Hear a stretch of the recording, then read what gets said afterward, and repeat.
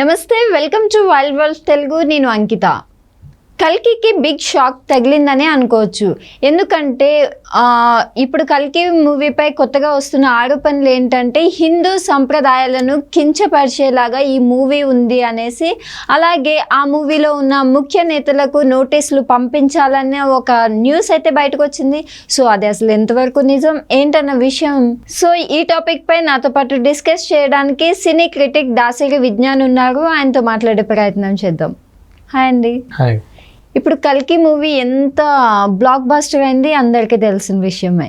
So మరి ఇప్పుడు చూస్తేనేమో కల్కి మూవీకి బిగ్ షాక్ తగిలింది అనేసి అంటున్నారు. ఇది చూస్తేనేమో అందరికీ నచ్చింది మూవీ. హిందూ సంప్రదాయ ప్రకారం ఇది చాలా, అంటే ఆ స్టోరీ కూడా చాలా మంచిగా తీశారు అనేసి డైరెక్టర్ అనేసి చాలా వ్యాఖ్యలు అయితే వచ్చినాయి.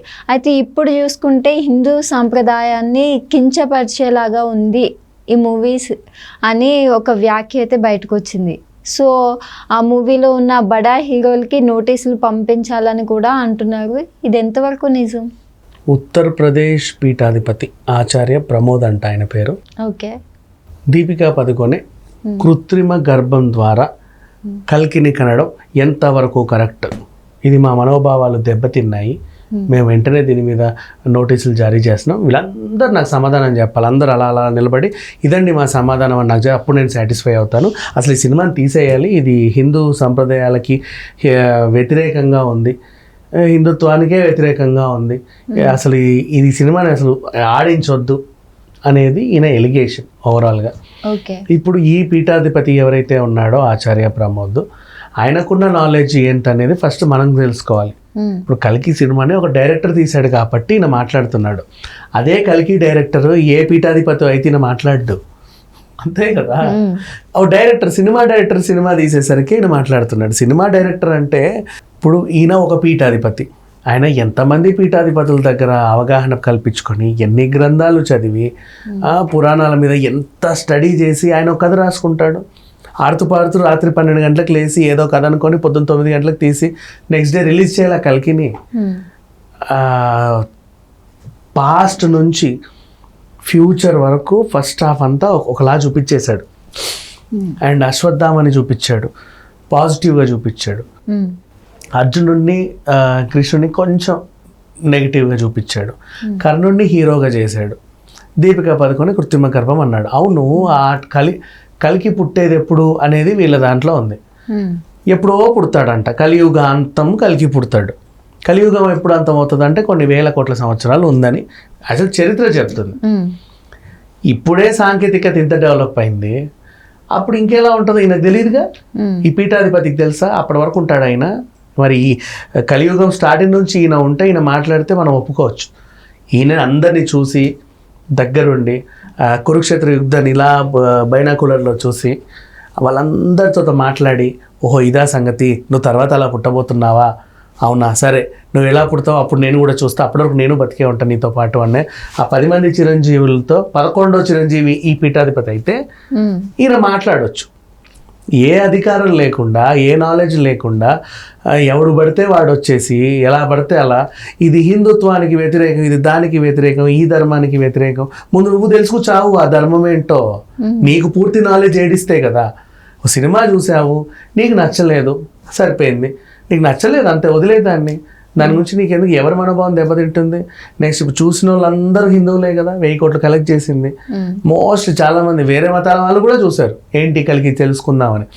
హిందువులు బౌలమని చూశారు, ఎవరి మనోభావం దెబ్బతినలా. ఎవరు ఎలా మాట్లాడుకుంటున్నారు అర్థం కాలేదండి అని కొంతమంది, అర్థమైన వాళ్ళు అర్థమైందండి అని కొంతమంది, ఓహో ఫ్యూచర్ ఇలా ఉంటుందా కొంతమంది, తెలుసుకునే వాళ్ళు కొంతమంది, చర్చలు పెట్టుకునే వాళ్ళు కొంతమంది, హెల్తీ డిస్కషన్స్. ఇప్పుడు హిందూ సంఘాల వాళ్ళు కొంతమంది ఉంటారు, మిగతా వాళ్ళు కొంతమంది ఉండి డిబేట్లు పెట్టుకుంటారు. అలా కాదండి, నేను చదివిన ప్రకారం ఇలా రాశారండి, లేదండి ఆ పురాణం ప్రకారంగా నేను మాట్లాడుతున్నాను, ఇలా రాశారు. ఇట్లా వీళ్ళు ఒక డిబేట్ పెట్టుకుంటే బాగుంటది. అంతేగాని డైరెక్ట్గా నోటీస్ చేయడానికి ఎవడీడు? ఊరికే సినిమాకి నోటీస్, అసలు ఆ హక్కు ఎవరికి ఉంది?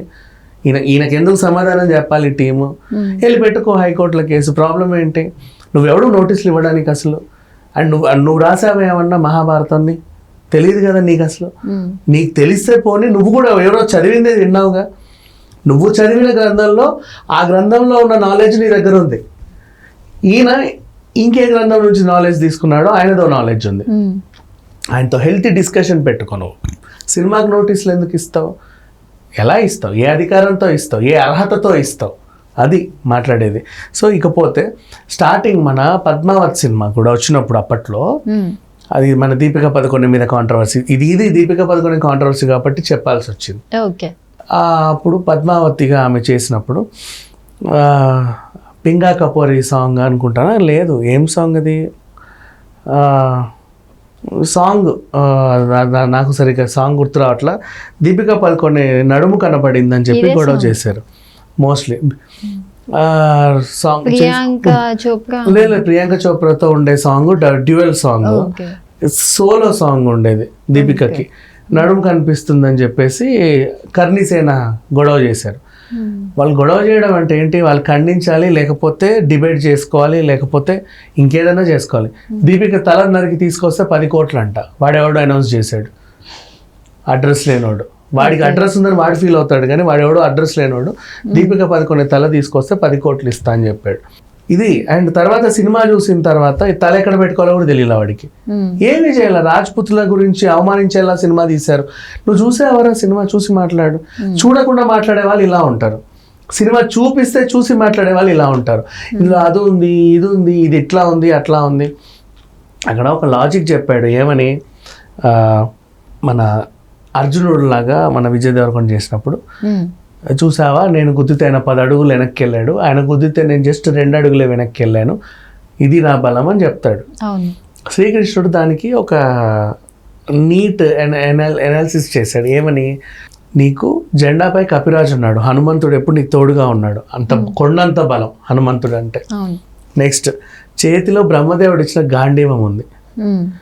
అసలు నీ రథసారథిగా నేనే ఉన్నాను, సాక్షాత్తు లోకాలను పాలించే నేనే ఉన్నాను. ఇంతమంది నీ వెంట ఉండగా అతను నిన్ను తంటే నువ్వు 2 అడుగులు వెనక్కి వెళ్ళావు అంటే అతనెంత బలవంతుడు ఆలోచించు అని ఒక మాట చెప్పాడు. అవును కదా, నిజమే. సో కర్ణుడు హీరోనా, అర్జునుడు హీరోనా అనే ఒక సస్పెన్స్లో వీళ్ళు ముగించారు. బేసికలీ కర్ణుడికి ఆ శక్తి వస్తే ఆయన ఎక్కడికి వెళ్తాడు, ఏదో చేస్తాడని కూడా ఒకటి చూపించాడు. అండ్ అశ్వత్థామ కూడా కృష్ణుడికి యాంటీగా ఉంటూ తర్వాత అసలు కృష్ణుడే అశ్వత్థామని బతుకులాడుకుంటాడు, నాకు నువ్వే అండగా ఉండాలి ఆ యుగంలో అని చెప్పేసి. ఇలాంటి కొన్ని సీన్స్ ఈయన క్రియేట్ చేశాడు. అది లిబర్టీ అనుకున్నాడో లేకపోతే ఆయన చదివిన గ్రంథాల నుంచి వచ్చిందో తెలియదు. అది నిజమా కాదా అనేది నీకు తెలియదు కదా, ఎందుకంటే అప్పుడు నువ్వు లేవు, నువ్వు చూసావా, నీకు తెలియదు. నువ్వు చదివిన దాంట్లో అలా ఉంది, దాని ప్రకారంగా నువ్వు మాట్లాడుతున్నావు. నీకంత అభ్యంతరం ఉంటే ఆ గ్రంథం రాసిన ఆయన దగ్గరికి వెళ్ళి అడుగు. ఆయన ఉంటే నీ అదృష్టం బాగుండి, ఎవరైతే నువ్వు చదివిన గ్రంథాలు రాశారో ఆయన బతుకుంటూ వెళ్ళి ఆయన్ని అడుగు. లేదా ఆయన తాలూకు సంబంధించి వంశపారపర్యులు ఎవరైనా ఉంటే వాళ్ళని అడుగు. లేదా దాంట్లో నువ్వే అత్యంత ప్రావీణ్యుడివి అనేసి పీఠాధిపతి అని పేరు చెప్పుకున్నావు కదా, నీ సీనియర్లను అడుగు. వాళ్ళు లేదండి మేము చదివింది ఇదే అంటే, మరి ఆయన అలా తీశాడు కదండి అంటే, మరి ఆయన ఏ ఆధారంతో అలా తీశాడు, ఏ సోర్స్తో ఆయన అలా తీశాడో అది అడిగి తెలుసుకో. ఆ సోర్స్ నీకు కన్విన్సింగ్గా లేకపోతే అప్పుడు కాదండి నువ్వు లిబర్టీ తీసుకున్నావు, ఇలా హిందూ ధర్మాన్ని నీకు నచ్చినట్టుగా మలుచుకోవడం తప్పు అని అప్పుడు వ్యతిరేకించు. అయినా ఆయన ఒప్పుకోకపోతే నేను హిందూ ధర్మం నుంచి పోరాడుతున్నాను, ఈయన ఒప్పుకోవట్లేదంటే కోర్టుకి ఎక్కువ. ఇంత ఉంటుంది ప్రొసీజర్. ఎవడు పడితే వాడు వచ్చి సినిమా నా మనోభావం దెబ్బతినిందని కోర్టులో కేసేస్తే ఎవడు పట్టించుకోడు. అండ్ ఈయనకి యూనిట్ సంబంధికులు ఎవరైతే హీరోలు కానీ మిగతా నటినటులు కానీ డైరెక్టర్ కానీ ఇంకెవరు కూడా సమాధానం చెప్పాల్సిన అవసరం అంతకంటే లేదు, అసలు పట్టించుకోవాల్సిన అవసరమే లేదు.